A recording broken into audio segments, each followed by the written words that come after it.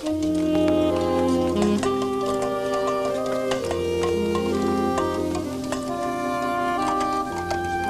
again. And nothing changed since I went away, except we're living in a new century. There's a king on the throne, and the British Empire has held on to South Africa, with a little bit of help from me. Hey, mister, was you on Africa? I was, and all. Give us a salute, then.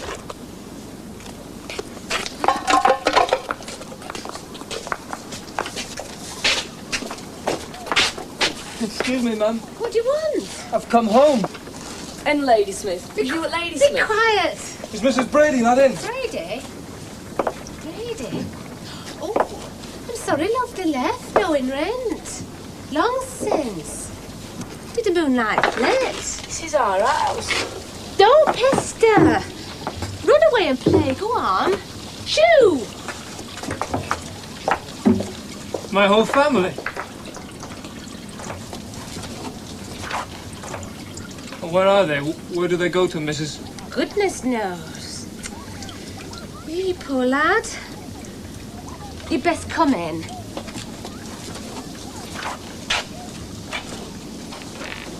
Did they not write and tell you their address? Couldn't read nor write, ma'am.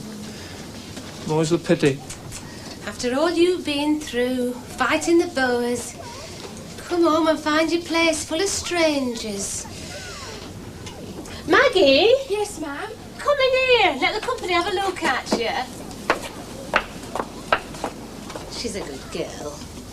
She helps me with washing every Saturday afternoon. Monday was wash day when I lived in this house. I go out to work. 5.5 days a week at Olroyd's Mill. This is Maggie. 14 now and learning to weave alongside of me. Full time. Hello. Patrick Brady. Back from South Africa. Fetch yourself a cup. Sit down.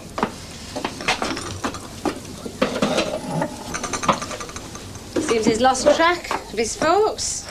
Did you ever hear where Brady's went? No. The tallyman kept on at us children to find out, but nobody knew. My mother in debt to the tallyman. He'd no right to go charming money off her for things she couldn't afford. There'd be things she needed. Aye. His way, they're all used up or wore out before they're paid for. Still, it's one way of getting over hard times. Forgive me asking, but are you a widow yourself, ma'am? Oh, no. No.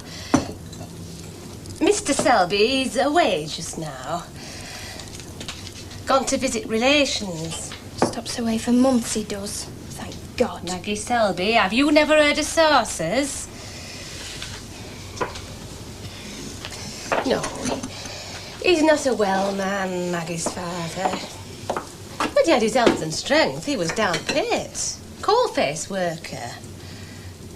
We can't expect as much from him now. You wouldn't be wanting a lodger by any chance? I was so looking forward to sleeping tonight in my old home. The old box bed over there. I'll pay well. What do you say? Just while I find my own folks. I've enough here to clear all their debts, I reckon. And to spare. Look at them, Maggie. Gold sovereigns. Why'd you keep them safe? You don't want them stolen. Can't he have the box bed, ma'am, and I'll come in with you and baby? Oh, what if your pa turns up? I've nowhere to put a lodger, lad. There are 7 of us when Mr. Selby's at home. Run! What makes you think I could afford new window panes? He hit it. You threw it. Anyway, he's not mine. I can't box his ears. Where's that baby? You're supposed to be minding her. She's all right. She's down there with our Albert. What's she doing down there? There's some big girls at end.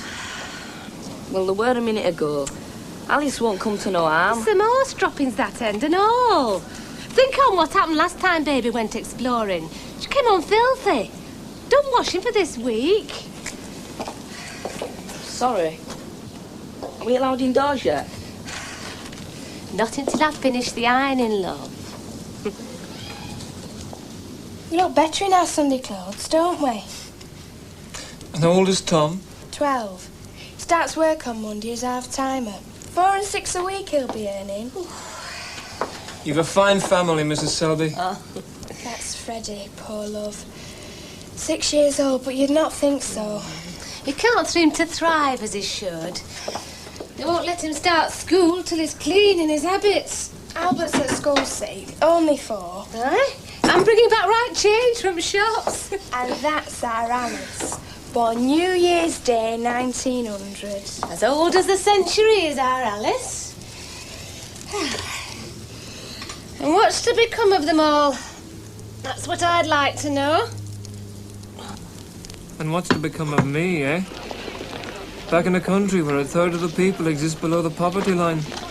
One wage isn't always enough to feed a family. And there's no help.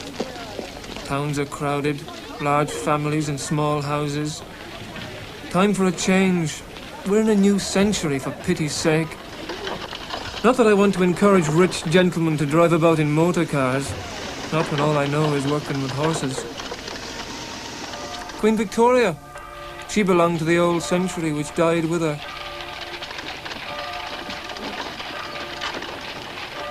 But there's still a shocking difference between how rich and poor can afford to live.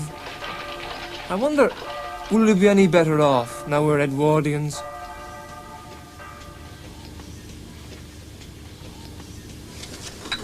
You're not supposed to use that till we've had the coronation proper. King's too poorly to mind. Appendicitis, they say it was. Oh. We don't have a newspaper. We've got to go to Westhill. What, you and Maggie both? Aye. Posh folks, the Alroyds. Live in a grand house. Once you've seen it, you'll not want lodgings here. And you think they might have a job for me? They've been wanting a groom ever since last one had a drop too much and landed carriage in Mrs. Alroyd's ditch. Well, I've always worked with horses. Well, you'll be suited then. I'd not have volunteered for the army, but for the horses. These posh folks, are they to do at the mill? They own the mill. Are you done? We can go. After you've emptied washtub, mind. Yes, Mum. Have these to peg out yet on the line? And get to come all in. I'll not forget.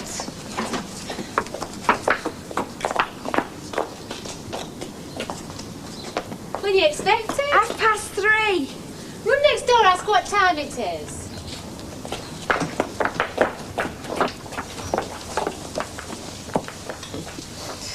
I had a clock when I was first married.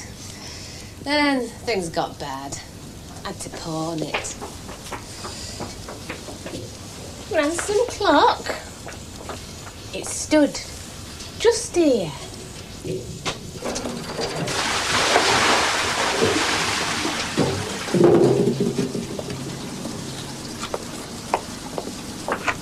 Our other brother Harry died. Mum had to pawn the clock to pay for his burial. He got consumption and rickets. He had the worst rickets in the street, Mr. Brady. But you're not been to an house as big as where the Allroyds live? I've been inside. Tom hasn't. I will one day. And through the front door and all. I could have a job in service there any time I like. Why don't you then? Weaving's better. If a woman has to turn breadwinner to her family and has weaving at her fingertips, her children will never go to bed hungry. Well, not often. That's what Mum says. You're not an advanced woman, are you, Maggie Selby? You might find a husband who'll earn gold sovereigns serving his country. We might drink the rent money and go